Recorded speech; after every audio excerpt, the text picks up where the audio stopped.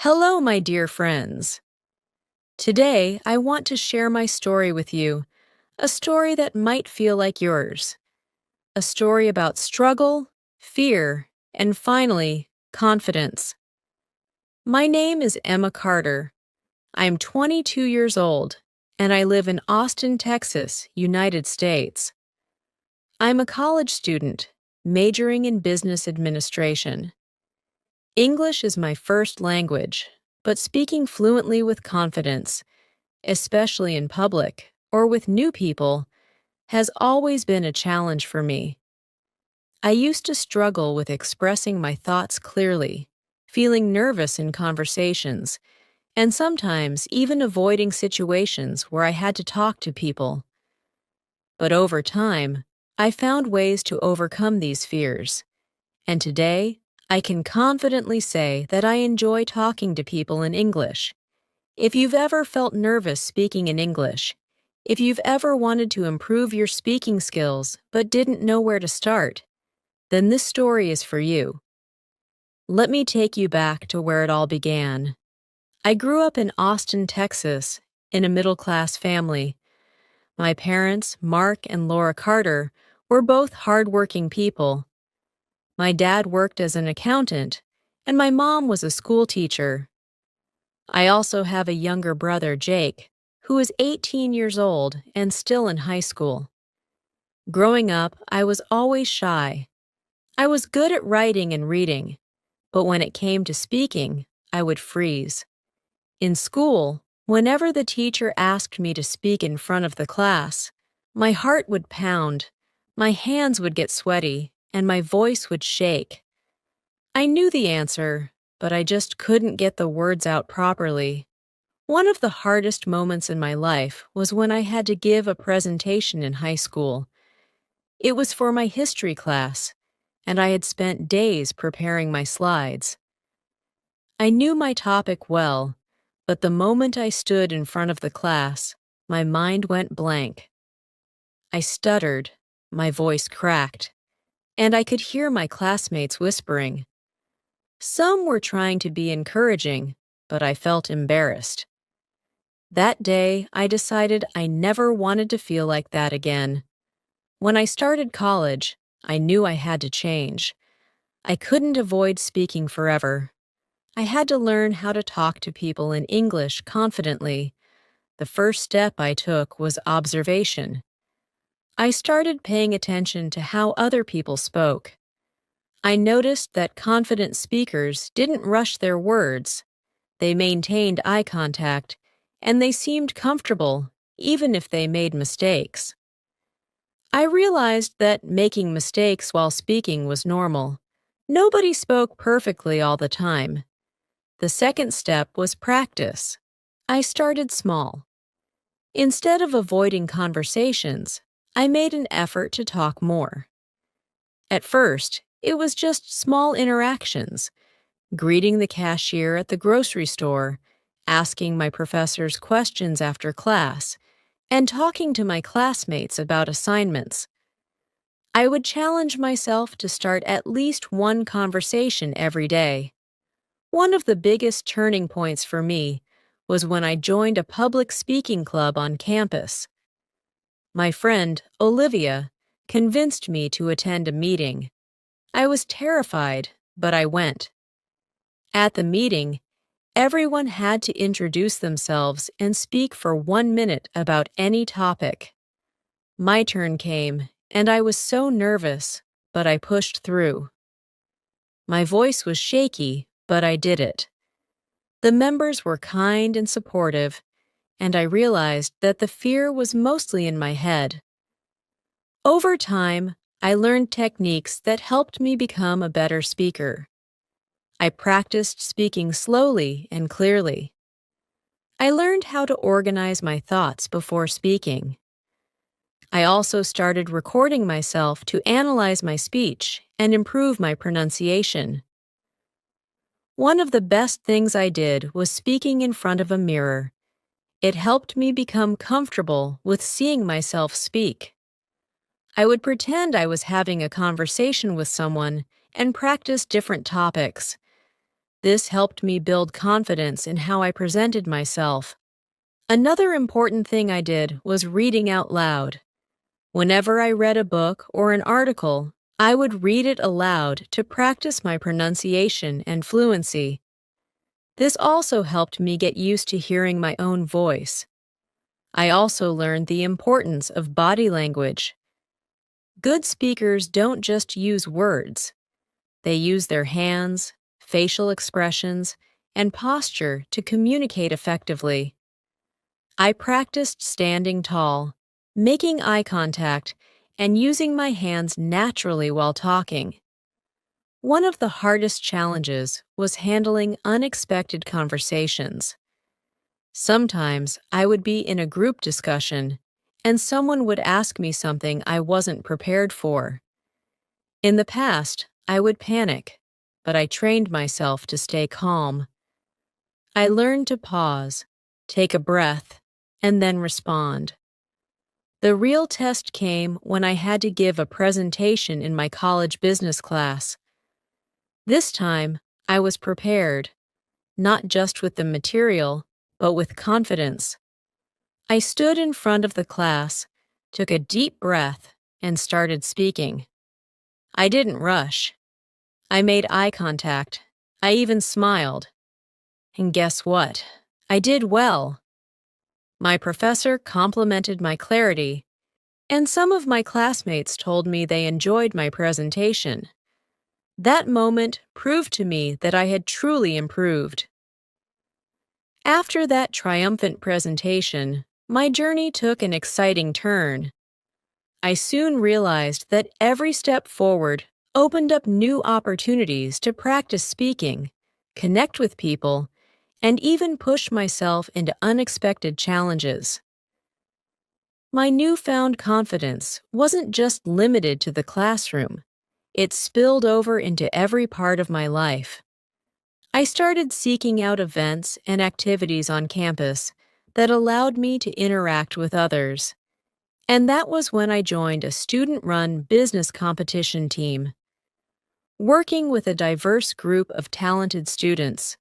Among them were Emily Rodriguez, a quick-witted marketing major from Miami, Lucas Bennett, a thoughtful finance student from New York, and Samantha Lee, a creative spirit from San Francisco.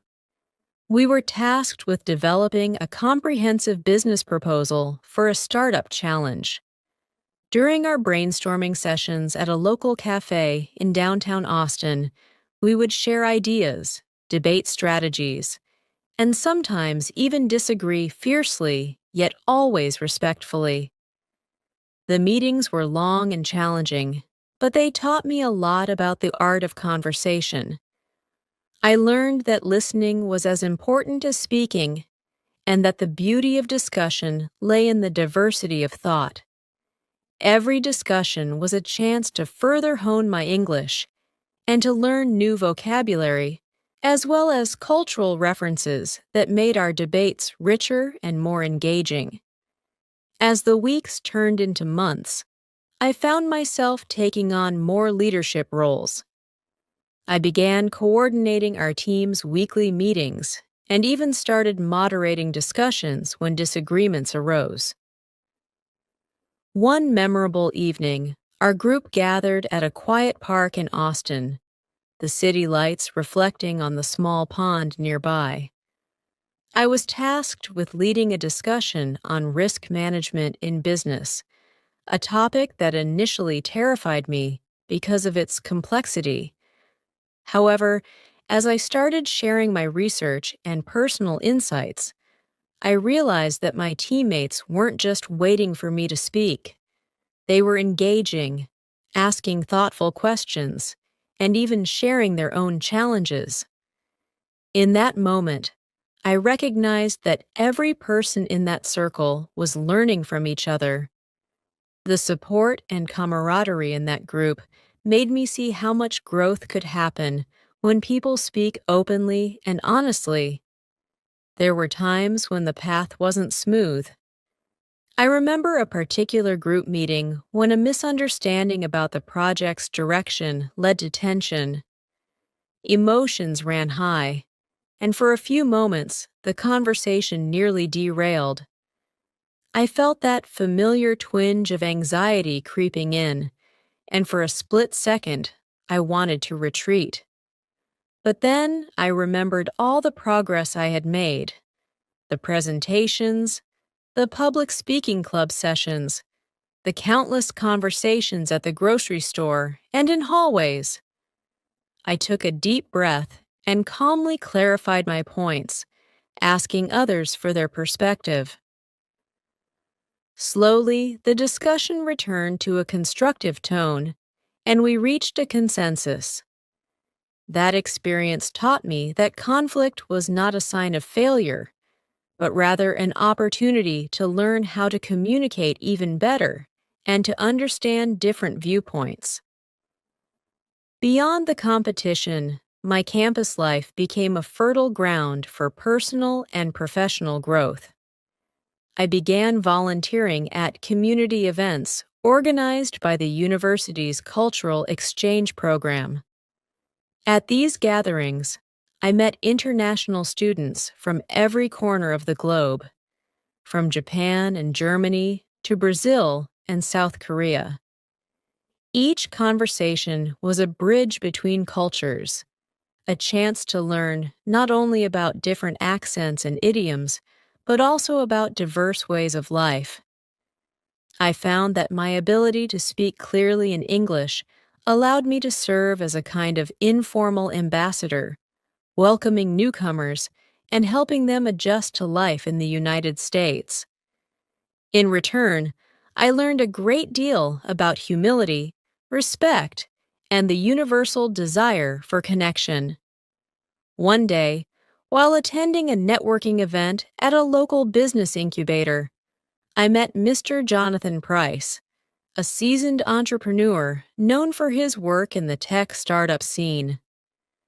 Jonathan had a way of speaking that was both direct and warm. His conversation was sprinkled with humor and anecdotes from his own early days, and listening to him speak gave me further confidence in my own abilities. When he learned about my involvement in public speaking and group projects, he offered to mentor me. Our meetings were informal, a mix of coffee chats and occasional lunch breaks, but they became a cornerstone of my learning. Jonathan emphasized the importance of authenticity over perfection. "People aren't looking for flawless English," he would say. "They want to connect with someone genuine, who is willing to share their story and learn from others." His words resonated deeply with me, reinforcing the idea that speaking was not about being perfect, but about being real. As time passed, I began to integrate these lessons into my daily routines. Mornings would start with reading the news out loud as I sipped my coffee, and evenings often ended with reflections on the day's conversations in a journal. I even started a small blog on campus, where I shared tips on overcoming language barriers and stories of small victories. The blog, titled Everyday English Encounters, quickly gained a modest following. Fellow students, as well as international visitors, began to comment and share their own experiences. Reading their responses was like hearing a chorus of voices, all encouraging one another to keep pushing forward. One particularly vivid memory remains etched in my mind. It was the day of the final pitch for our business competition. I remember standing backstage, my heart pounding, as I listened to the murmurs of the crowd and the final checks being made by our team. My teammates, Emily, Lucas, Samantha, and a few others I'd met along the way, gave me reassuring nods and whispered words of encouragement. I stepped onto the stage, the bright lights momentarily blinding me, and took a slow, deep breath. As I began speaking, I noticed a young woman in the audience who looked particularly anxious, clutching her notebook tightly. After my presentation, she approached me with wide eyes and said, "Your speech made me believe that I too can overcome my fear of speaking in English." That moment was a profound reminder of why I had embarked on this journey. It wasn't just about me, it was about inspiring others to break free from their own self-imposed limitations. In the weeks following the competition, life continued to offer both challenges and triumphs. I balanced my academic work with internships, social engagements, and the continuous effort to refine my communication skills. I began to see that every conversation was a lesson, every misstep an opportunity to grow. Even in moments of solitude, late nights spent poring over textbooks, or early mornings before classes, I carried the spirit of those conversations with me. The journey of learning to talk to people in English was not a destination, but an ongoing process. There were days when I still felt the weight of uncertainty, but those days were few and far between compared to the moments of clarity and connection. My parents, Mark and Laura Carter, noticed the change too. They would often remark on my newfound confidence during our family dinners. My younger brother, Jake, began to ask for advice on how to express himself better in his school presentations, and I found joy in sharing the techniques that had helped me. It was heartwarming to realize that my personal growth was inspiring those closest to me as well. As I continued on my academic journey, I also started exploring opportunities to speak on broader platforms. I attended regional conferences, participated in intercollegiate debates, and even delivered a guest lecture on effective communication at a nearby community college. Each event was a new chapter, a chance to build on my previous experiences and to connect with people from different walks of life. I often recalled Jonathan Price's words during these moments, reminding myself that authenticity was the key to genuine connection. One late autumn afternoon, while sitting in a quaint coffee shop in downtown Austin, I reflected on how far I had come.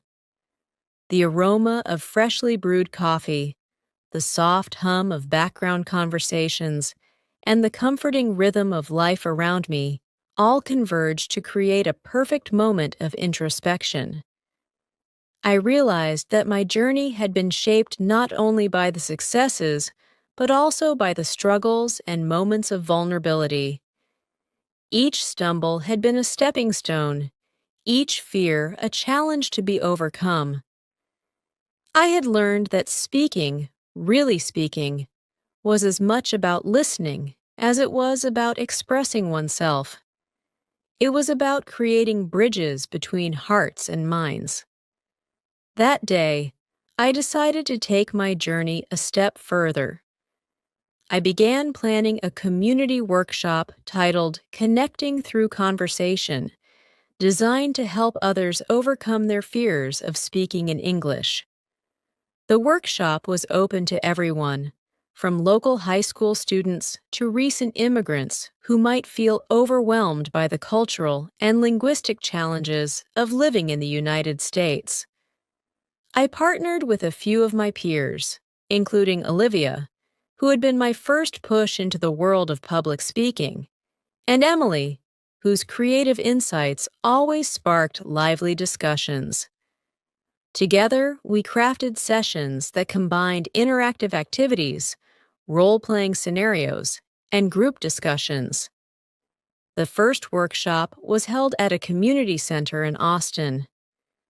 I vividly remember the nervous excitement as people of all ages and backgrounds filtered into the room.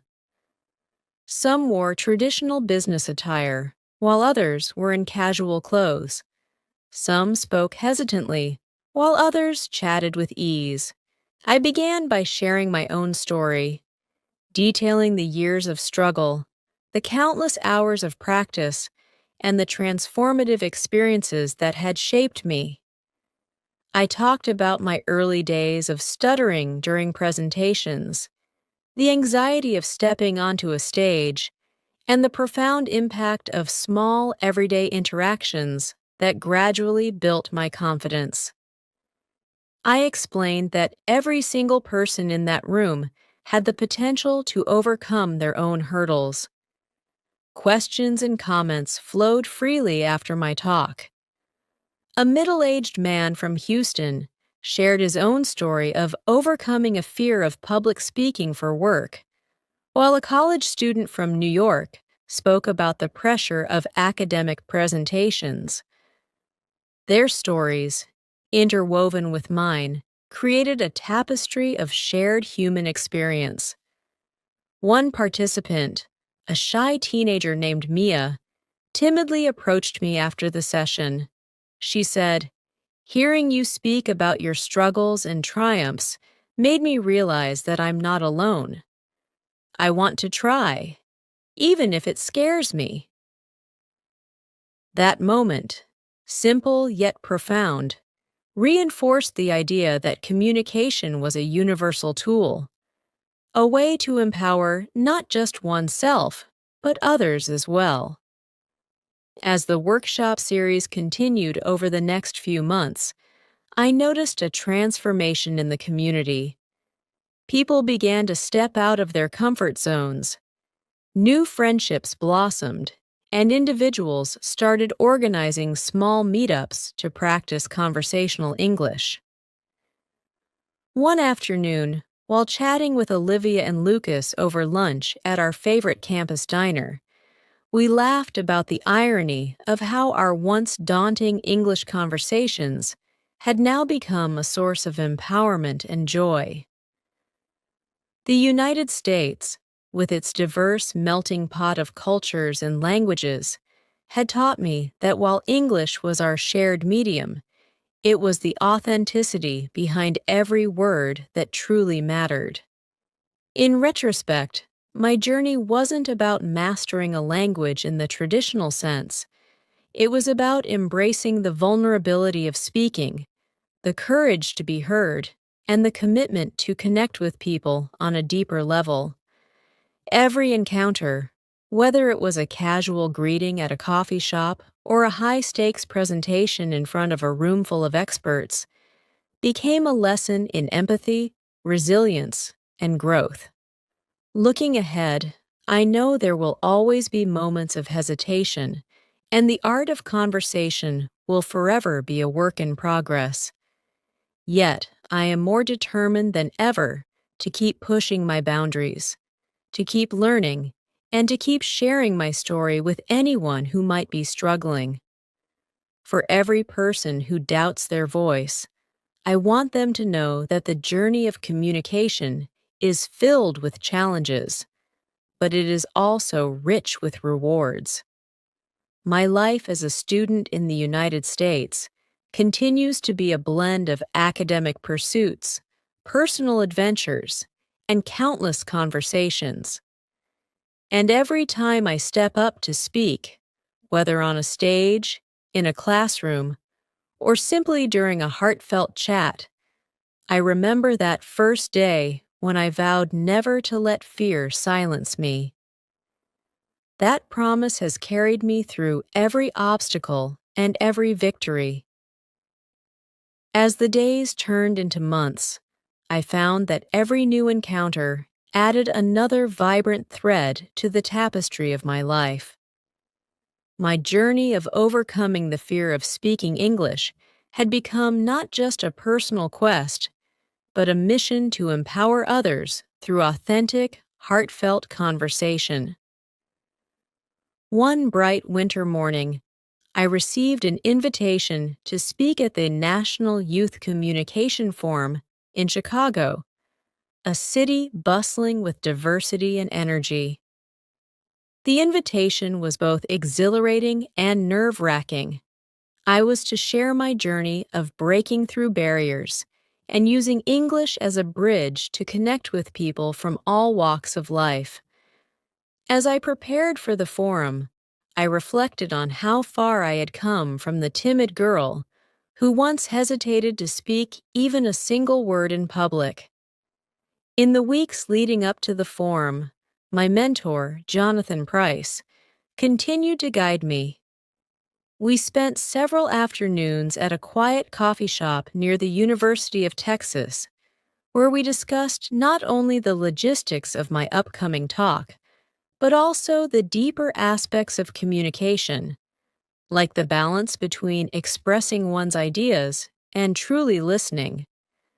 Jonathan often reminded me, the goal isn't to have flawless English, Emma. It's to share your truth in a way that resonates with others. His words echoed in my mind as I practiced in front of friends and even recorded short snippets of my speech to fine-tune my tone and pace. The night before the forum, I couldn't sleep. I revisited memories of past workshops, group meetings, and even those awkward moments in high school where my words tangled in my throat.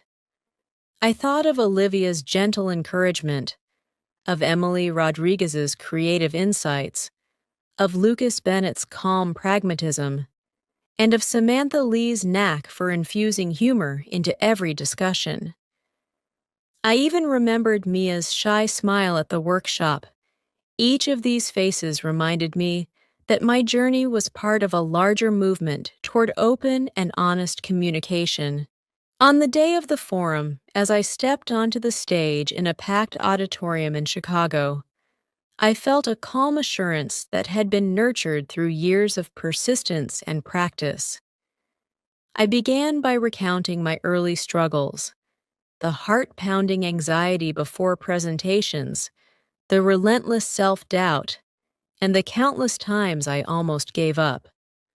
I spoke candidly about the challenges of being a student in a fast-paced, competitive academic environment, and how every stumble was a lesson in resilience.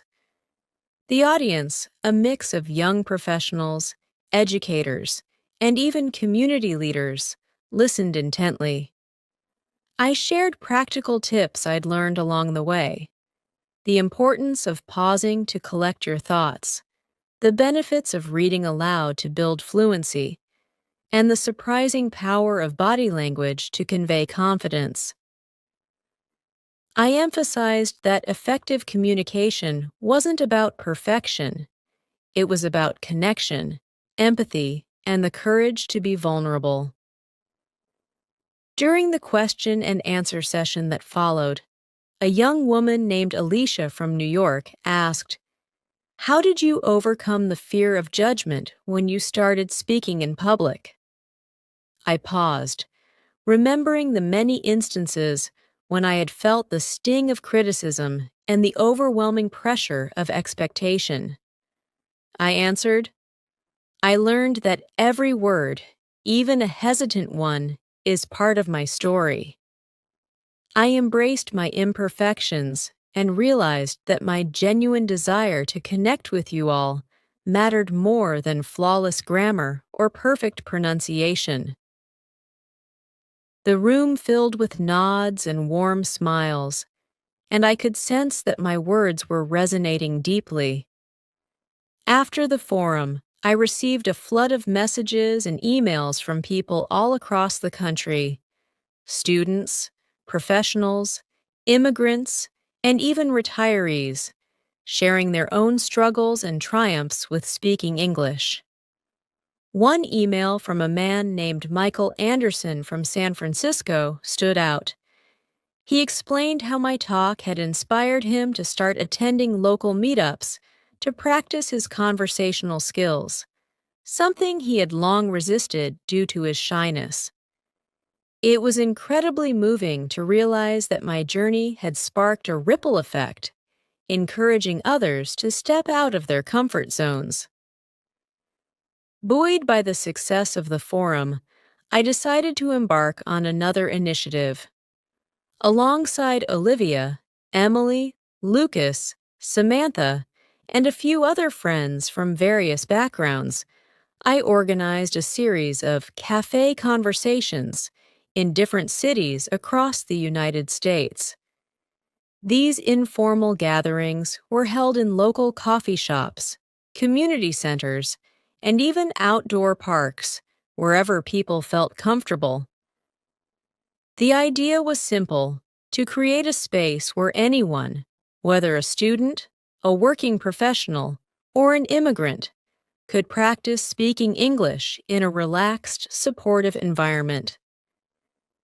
At one such gathering in Los Angeles, I met Carlos, a first-generation American who had always felt caught between two cultures. Carlos shared that although he grew up speaking Spanish at home, he often felt alienated in professional settings where English dominated. Over cups of steaming coffee, he recounted his struggles and the moments when he almost stopped trying.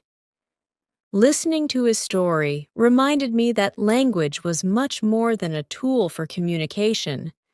It was also a window into identity, culture, and personal history. We spent hours discussing the nuances of bilingual life, and by the end of the evening, Carlos told me he felt more empowered to embrace both sides of his heritage. These cafe conversations soon became a beacon of community spirit. I began receiving invitations from local schools and community centers to speak about my experiences and to facilitate workshops on public speaking. In one particularly memorable session in Denver, Colorado, I joined forces with a group of educators to develop interactive activities that encourage students to share their own stories. One activity involved pairing up participants to discuss a topic they were passionate about, such as music, art, or even the latest technological trends. I watched with pride as shy voices grew stronger and hesitant words turned into confident statements. Every conversation was a victory, a testament to the transformative power of speaking up. Even as my public engagements increased, I made sure to continue nurturing my personal growth. I kept a daily journal, jotting down reflections on each conversation, every challenging interaction, and the subtle improvements I noticed in myself. I revisited the recordings of my early speeches, comparing them with my current talks, and marveled at the progress. The journal became a sacred space where I recorded not just the practical tips I had learned, but also the emotional milestones, the moments when I truly felt heard, when I found the courage to ask difficult questions, or when I helped someone else overcome their own silence. In my quieter moments, I also dedicated time to creative pursuits that enriched my understanding of language. I enrolled in a creative writing class, where I learned to craft stories that were both personal and universal. The act of writing, much like speaking, required vulnerability and honesty. I experimented with different narrative styles and discovered that storytelling was a powerful medium to convey not just facts, but the emotions and experiences behind them. My professor, Dr. Karen Thompson, often encouraged me to write from the heart, a phrase that became my guiding principle both in writing and in speaking. This phase of my journey also brought unexpected challenges. Balancing academic responsibilities with my growing role as a public speaker sometimes felt overwhelming. There were nights when I questioned whether I was stretching myself too thin, doubting if I could maintain the same level of authenticity while juggling multiple roles. Yet, in those moments of uncertainty, I reminded myself of the countless lives that had been touched by a simple conversation. The person in Chicago who felt less alone after my talk, the student in Los Angeles who finally dared to join a discussion, or Carlos, who found the courage to embrace his bilingual identity. During one particularly challenging week, when deadlines were piling up and the stress of academia threatened to smother my creative spark, I received a call from Samantha Lee. Samantha, always the optimist, checked in on me with genuine concern. "Emma, remember that your voice has the power to change the world," she said softly. Her words rekindled a flame of determination within me. I realized that my journey was not just about public recognition or professional success. It was about making a tangible difference in the lives of people who struggled with the same fears I once had.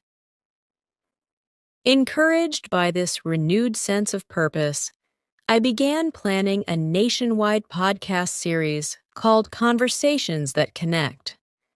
In the podcast, I invited guests from all walks of life to share their experiences with language and communication. Each episode featured in-depth interviews with educators, entrepreneurs, immigrants, and even artists who used language as a tool to bridge gaps between cultures. The podcast quickly gained traction, and soon I found myself engaging in lively dialogues with people like Dr. Sarah Mitchell, a linguistics professor who provided fascinating insights into the evolution of English as a global language, and Jamal Harris, a community organizer from Atlanta who shared moving stories of resilience and hope. One episode that particularly stood out was a conversation with a group of high school students from Detroit. They spoke candidly about the pressures of modern education, the impact of social media on communication, and their dreams of a future where every voice, regardless of background or accent, would be valued. Listening to their raw, unfiltered emotions was both inspiring and humbling. It reminded me that the journey of mastering language was an ongoing process, not just for me, but for everyone who dared to speak their truth. As my experiences broadened, so did my vision for the future. I began collaborating with organizations that focused on educational outreach and community development. I helped design programs that integrated public speaking skills into after-school activities, ensuring that even those with limited resources had access to platforms where their voices could be nurtured and celebrated. In one such collaboration with a nonprofit organization in New Orleans, I participated in a week-long summit that brought together educators, community leaders, and aspiring public speakers. The summit was a melting pot of ideas, where workshops were interspersed with storytelling sessions and interactive role-playing games. It was during these sessions that I truly realized how deeply intertwined language, culture, and community were. One evening at the summit, as we gathered for a bonfire on the banks of the Mississippi River, I found myself sitting next to a gentle, elderly gentleman named Henry, who had spent his life advocating for literacy in his community. Over the soft crackling of the fire, Henry recounted his early days of teaching in a small rural town where access to education was a luxury. His voice, though weathered by time, carried a wisdom that resonated deeply within me.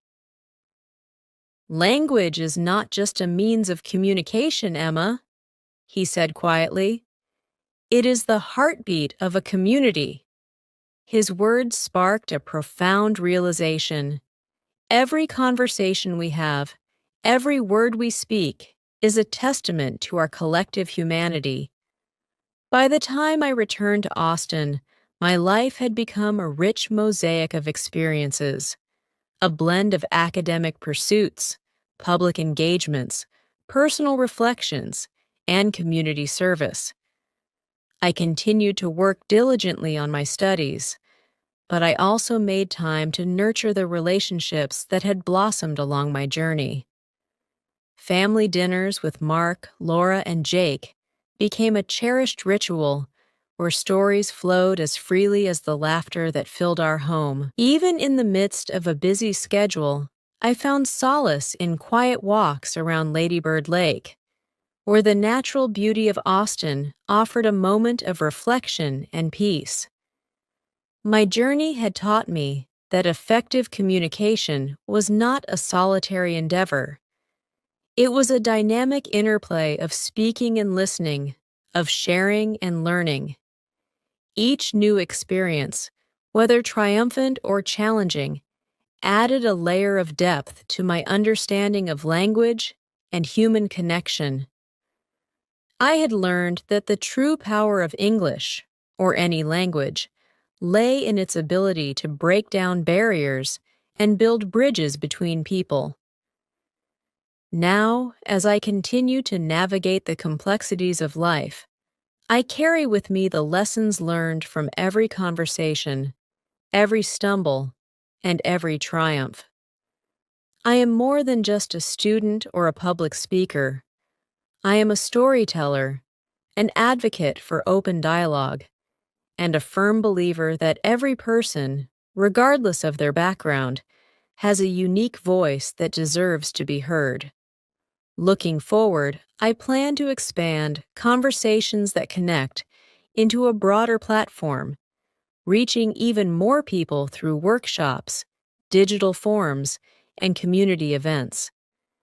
There is still so much to learn and share, and I'm excited about the endless possibilities that lie ahead. Every new conversation is an opportunity to learn something new about the world and about ourselves, and I intend to cherish each moment of it. In sharing my story, I hope to remind you all that the journey to overcoming fear is ongoing, filled with both challenges and rewards. Whether you are taking your first hesitant steps into a conversation or are already a confident speaker, know that every word you share contributes to a larger, beautiful mosaic of human experience. Let your voice be a beacon, and never underestimate the transformative power of a single. Here are some detailed tips and tricks to help you talk to people in English with confidence and clarity. These strategies are drawn from personal experiences like Emma Carter's journey, as well as proven techniques used by language learners and public speakers. 1. Start small and build confidence. Everyday conversations. Begin by using English in daily situations. Whether you're greeting a neighbor, ordering coffee, or asking for directions, every small interaction builds your comfort level. Low-stakes environments. Practice in settings where the pressure is low. For example, chatting with a cashier or a friendly classmate can be a great starting point. This approach minimizes the fear of judgment and helps establish a habit of speaking. 2. Practice regularly and consistently. Set a daily goal. Challenge yourself to have at least one English conversation every day. Consistency is key. Over time, these small daily practices accumulate into greater fluency. Join conversation groups. Participate in clubs or meetups, such as public speaking clubs or informal language exchanges. These platforms provide a supportive environment where you can interact with diverse speakers. 3. Listen actively and learn from native speakers. Watch, listen, and mimic.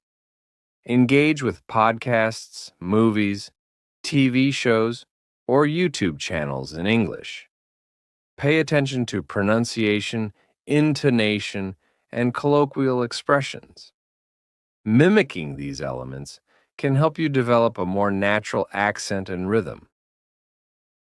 Active listening. When you listen to someone speak, focus on understanding their tone, pace, and body language. This insight not only improves your comprehension, but also helps you adopt effective speaking habits. 4. Use technology to enhance your skills. Record yourself. Use your phone or computer to record your conversations or practice speeches. Listening to your recordings allows you to identify areas for improvement, such as pronunciation, pacing, or clarity. Language apps. Tools like Duolingo, Babbel, or even speech recognition apps can provide interactive ways to practice speaking. Some apps also offer feedback on pronunciation and fluency. 5. Embrace mistakes as part of the learning process. Shift your mindset. Understand that making mistakes is a natural part of learning any language. Every error is an opportunity to learn and improve. Self-compassion. Instead of being overly critical, be kind to yourself. Focus on progress rather than perfection. Remember, even seasoned speakers have moments of hesitation. 6. Develop your vocabulary and expression. Keep a vocabulary journal. Whenever you encounter new words or phrases, jot them down. Review your journal regularly and try incorporating these terms into your conversations. Practice idioms and expressions. English is full of idiomatic expressions that add color to your speech. Learning these expressions can help you sound more natural and engaged during conversations. 7. Focus on body language and nonverbal communication. Eye contact and gestures. Good communication isn't just about words. Practice maintaining eye contact and using natural gestures to emphasize your points. This builds trust and makes your message more engaging. Facial expressions. Your facial expressions should reflect the emotion behind your words. Smiling, nodding, or even using expressive looks can significantly enhance your communication. 8. Prepare and organize your thoughts. Plan ahead. Before entering a conversation, especially in a professional or academic setting, think about the topics you might discuss.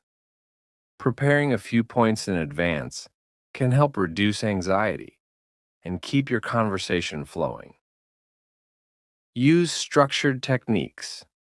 Techniques such as outlining your main ideas or using the PREP method, point, reason, example, point, can help organize your thoughts and present them coherently. 9.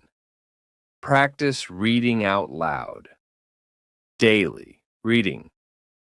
Regularly read books, articles, or even news reports aloud. This practice not only improves your pronunciation, but also helps you get comfortable with speaking for longer periods. Mirror practice. Speaking in front of a mirror can be very effective. Watching yourself speak allows you to observe your body language, facial expressions, and overall delivery. 10. Seek constructive feedback. Ask for input. Invite friends, teachers, or mentors to provide feedback on your speaking skills. Constructive criticism is invaluable. It highlights both your strengths and the areas you can work on. Reflect on conversations. After each conversation, take a moment to reflect on what went well and what could be improved. Over time, this self-reflection helps you become a more effective communicator. 11. Manage anxiety and build relaxation techniques. Deep breathing exercises. When you feel nervous, practice deep breathing.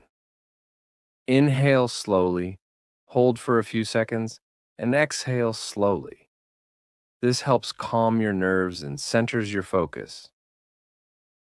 Visualization.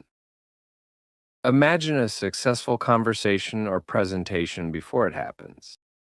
Visualization can reduce anxiety and boost your confidence. 12th, leverage community and mentorship. Find a mentor.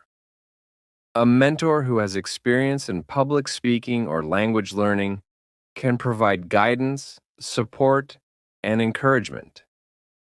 Learning from someone who has been through similar challenges is both reassuring and instructive. Community workshops. Attend or organize workshops focused on public speaking and effective communication. These sessions often include interactive activities, role-playing, and group discussions that reinforce learning in a practical setting. 13. Integrate communication into your daily routine journal. Your experiences. Keep a daily journal where you note down new expressions, challenging conversations, and moments of progress. This record not only tracks your improvement, but also serves as a motivational tool during times of self-doubt. Blend learning with fun. Combine language practice with activities you enjoy, like watching your favorite TV shows or discussing topics you are passionate about. This integration makes the learning process enjoyable and sustainable. Below are some additional tips and tricks with full explanations to further boost your confidence and skills when talking to people in English. 14. Engage in shadowing practice. What it is. Shadowing involves listening to a native speaker through a podcast, movie, or speech, and then immediately repeating what you hear, mimicking the intonation, rhythm, and pronunciation. How it helps. This technique not only improves your accent and fluency, but also trains your ear to recognize natural speech patterns. Over time, you'll begin to internalize these patterns, which can make your own speech sound more natural and confident. How to start.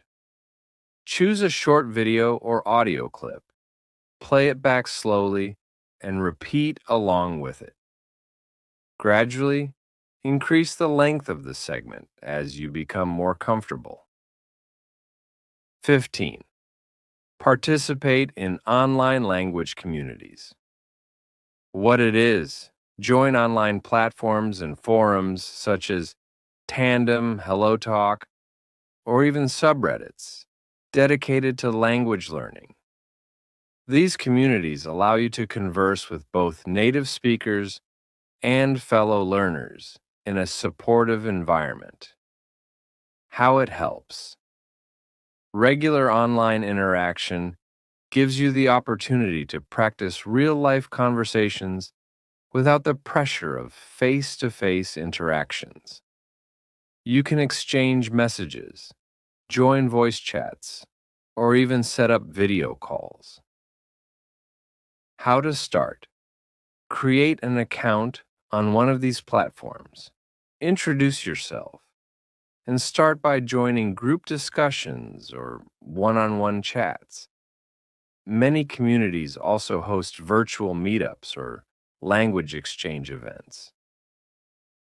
16. Use conversation prompts and daily speaking challenges, what it is. Daily prompts are topics or questions designed to get you talking. They can be as simple as, "What did you have for breakfast today?" or "Describe your ideal vacation." How it helps. These prompts provide structure, making it easier to start a conversation. Over time, they can expand your vocabulary and boost your confidence as you get used to thinking in English. How to start. Write down a list of conversation prompts and challenge yourself to speak about one each day. You can record your responses and listen back for self-assessment, or discuss the topics with a friend or language partner. 17. Join local theater or improv classes. What it is. Theater or improvisation classes are designed to help you express yourself in a spontaneous and creative way. How it helps. These classes push you out of your comfort zone by requiring you to think quickly and speak in front of others. They also emphasize nonverbal communication, such as body language and facial expressions, which are key parts of effective speaking. How to start? Look for local community centers or theaters that offer acting or improv workshops. Even a few sessions can dramatically boost your confidence in speaking English. 18. Record and analyze your conversations. What it is. Recording yourself during practice sessions, whether you're reading aloud, shadowing, or having a conversation with a friend, allows you to listen back and identify areas for improvement. How it helps. By reviewing your recordings, you can pinpoint specific challenges such as pronunciation errors, filler words, or pacing issues. This objective feedback lets you focus on improving those areas in your next practice session. How to start. Use your smartphone or computer to record short segments of your practice. Listen to the recording, take notes on what you can improve, and repeat the process over time. 19. Expand your vocabulary. Creatively. What it is. Instead of only studying new words from textbooks, try to learn vocabulary in context through songs, movies, or even by following social media accounts in English. How it helps. When you learn words in context, you're more likely to remember them and know how to use them naturally in conversation. This method also exposes you to slang, idioms, and cultural references that enhance your conversational skills. How to start. Pick a TV show, a series of YouTube videos, or a favorite podcast, and note down any new words or phrases. Then, try to use them in sentences or incorporate them into your daily conversations. 20. Practice with digital assistants and voice-activated devices. What it is. Devices like Siri, Alexa, or Google Assistant can help you practice speaking English in a low-pressure setting. How it helps. These tools provide immediate feedback, often in the form of voice recognition, and can help you fine-tune your pronunciation and sentence structure. They also give you a chance to engage in simple, everyday dialogues. How to start. Set your device to English and ask it questions, set reminders, or even have short conversations. This can be a fun way to build your confidence without feeling self-conscious. 21st. Set specific, Achievable goals. What it is. Setting clear goals gives you a roadmap for improvement. Instead of a vague aim like improve my English, focus on concrete objectives such as initiate 3 English conversations this week or learn 10 new idiomatic expressions by the end of the month. How it helps. Specific goals make it easier to track progress and stay motivated. They also help you structure your practice sessions around measurable outcomes. How to start. Write down your goals and break them into small, manageable tasks. Review your progress regularly and adjust your goals as needed to stay challenged yet realistic. 22. Engage in reflective journaling. What it is. Keeping a journal in English allows you to reflect on your daily conversations, note areas of improvement, and track your overall progress. How it helps. Writing down your thoughts about each interaction helps reinforce what you've learned and builds a deeper connection with the language. It's also a private space where you can be honest about your challenges and victories. How to start. Dedicate a few minutes each day to write about a conversation you had in English. Focus on what went well, what you found difficult, and what you might do differently next time. 23rd. Embrace a multisensory learning approach. What it is. Combining visual, auditory, and kinesthetic learning can accelerate your language acquisition. How it helps, for instance, watching videos, visual and auditory, reading scripts out loud, auditory and kinesthetic, and even engaging in hands-on activities, kinesthetic, create a richer, more immersive learning environment. This method helps solidify new vocabulary and speech patterns in your memory. How to start. Alternate between different learning activities. For example, you might watch an English movie one day, read a novel out loud the next, and engage in a physical language game or role-playing exercise another day. Final thoughts on additional tips. Remember, the key to mastering English conversation lies in consistent practice, a willingness to step outside your comfort zone, and a commitment to continuous improvement.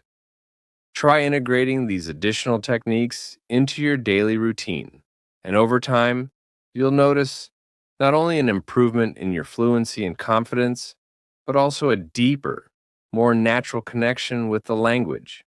Each tip offers a unique way to challenge yourself and grow. Experiment with different methods, mix them together, and most importantly, have fun with your journey to becoming a more confident and effective communicator in English.